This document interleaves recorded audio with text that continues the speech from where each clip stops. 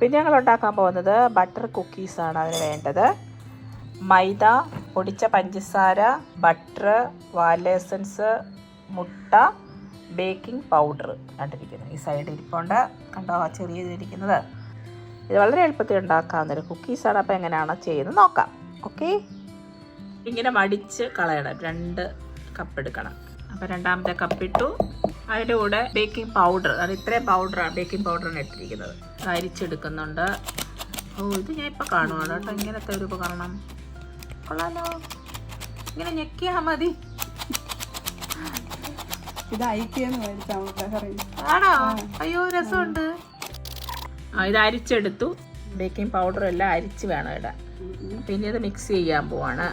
അപ്പം ഇനി ഒരു 100 ഗ്രാമിൻ്റെ ബട്ടറാണ് ഇടുന്നത്. നമ്മൾ സാധാരണ വാങ്ങത്തില്ലേ, എന്തോ അമൂലിൻ്റെ. എനിക്ക് ഏറ്റവും ഇഷ്ടപ്പെട്ട ഒരു ബട്ടറാണിത്. ഞാനിതിൻ്റെ ഇത് ഉണ്ടാക്കുന്ന സ്ഥലം പോയി കണ്ടിട്ടുണ്ട്, ഗുജറാത്തിൽ. അടിപൊളിയാണ് അമൂൽ. കണ്ട ആ കുട്ടി, എനിക്ക് ഭയങ്കര ഇഷ്ടമായി പടം.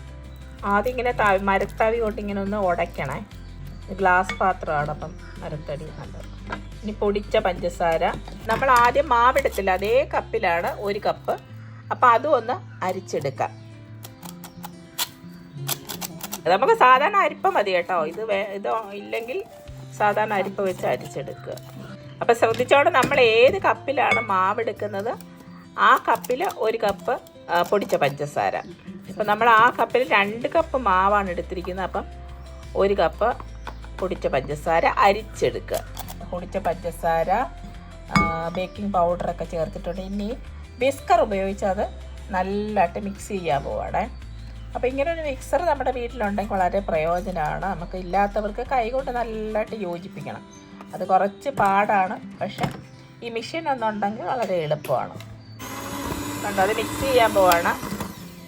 പൊടിച്ച പഞ്ചസാര, ബട്ടർ, ബേക്കിംഗ് പൗഡർ നല്ലതായിട്ട് മിക്സ് ചെയ്യുക.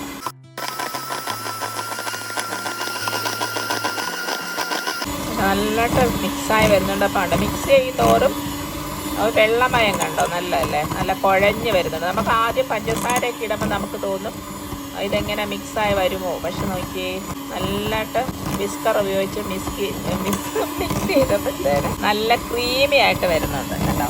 ഗ്ലാസ് പാത്രമാണ്, അപ്പം സൂക്ഷിച്ചോണം. ഒരു 10 മിനിറ്റെങ്കിലും ഇങ്ങനെ മിക്സ് ചെയ്യണം. അപ്പം നല്ല ക്രീമായിട്ട് കിട്ടും. അപ്പം അതിലേക്ക് 2 മുട്ട പൊട്ടിച്ചൊഴിച്ചു, അതുപോലെ വാനില എസൻസ്. ഇനി അത് മിക്സ് ചെയ്യാൻ പോവാണ്.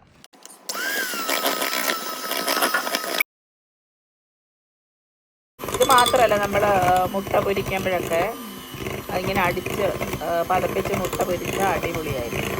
അപ്പോൾ നമ്മൾ ചേർത്തിരിക്കുന്നത് 2 മുട്ട, വാനില എസൻസ് നല്ലതായിട്ട് പതപ്പിച്ചെടുക്കണേ. നമ്മൾ കടയിൽ നിന്നല്ലേ കുക്കീസൊക്കെ വാങ്ങിച്ച് കഴിക്കുന്നത്, അപ്പോൾ വീട്ടിലുണ്ടാക്കി കഴിക്കും കുക്കീസ്.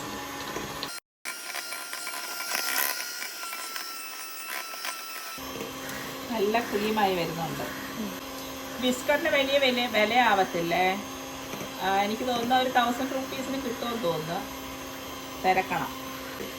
അവിടെ ട്രിവാൻഡ്രത്തെ പോത്തീസിലൊക്കെ അവൈലബിൾ ആണ്, പിന്നെ ലുലു മാളിൽ അവൈലബിൾ ആണ്. ഇതൊക്കെയാണ് ഞങ്ങളുടെ കടകൾ. പക്ഷെ ഇത് മെഹറിന് വാങ്ങിച്ചാണ് ഈ വിസ്കർ. ഞാനല്ല,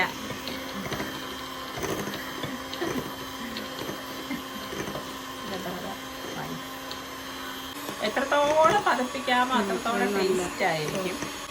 ഇതിപ്പോൾ പ്ലെയിൻ കുക്കീസാണ്, നമ്മൾ വേറെ ഒന്നും ചേർക്കുന്നില്ലല്ലോ. നമുക്ക് വേറെ ഇതൊക്കെ ചേർക്കാം, ഇത് ഡ്രൈ ഫ്രൂട്ട്സ് ഒക്കെ ചേർക്കാം. ചോക്ലേറ്റ് ഒക്കെ ചേർക്കാം. ബദാം, അതുപോലെ കാഷ്നട്ട്. ഇപ്പം പലതരത്തിലുള്ള വിസ്കർ അവൈലബിൾ ആണ് കേട്ടോ. ഇതിങ്ങനെ പിടിക്കേണ്ട, ഇങ്ങനെ ഫിറ്റ് ചെയ്ത് വെക്കുന്ന വിസ്കറൊക്കെ ഉണ്ട്. അതിനൊക്കെ വില കൂടുതലാണ്. നമുക്ക് വില കൂടിയതിൻ്റെ ഒന്നും വേണ്ട, നോർമലായിട്ടുള്ളത് മതി. നല്ല ക്രീമായിട്ട് വന്നിട്ടുണ്ട്. അപ്പം ഇനി മൈദ മാവിടാൻ പോവാണ്. ആദ്യം കുറച്ച് പകുതി ഇട്ടാൽ മതിയേ, അതൊന്ന് ആയിട്ട് പിന്നിടാം. പുട്ടിൻ്റെ ഒക്കെ പൊടി പോലെ. അതാ, ഇനി ബാക്കി പൊടിയും കൂടി ഇടാം.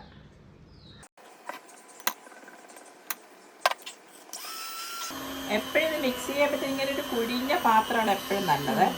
ഗ്ലാസ് പാത്രം ഉണ്ടെങ്കിൽ അത്രയും നല്ലത്. ഈ സൈഡിൽ ഇരിക്കുന്ന എല്ലാം ഒന്ന് പാട്ടാക്കി കൊടുക്കുക.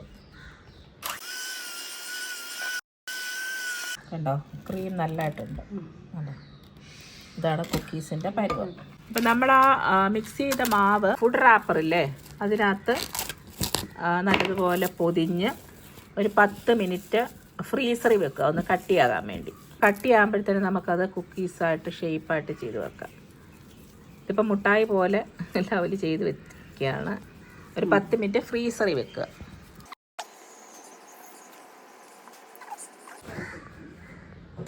ഓവന് പ്രീ ഹീറ്റ് ചെയ്യണം 180 ഡിഗ്രിയിൽ. ഓക്കെ, അതിപ്പോൾ ഓണാക്കി വെച്ചിട്ടുണ്ട്, ഹീറ്റ് ചെയ്യുകയാണ്.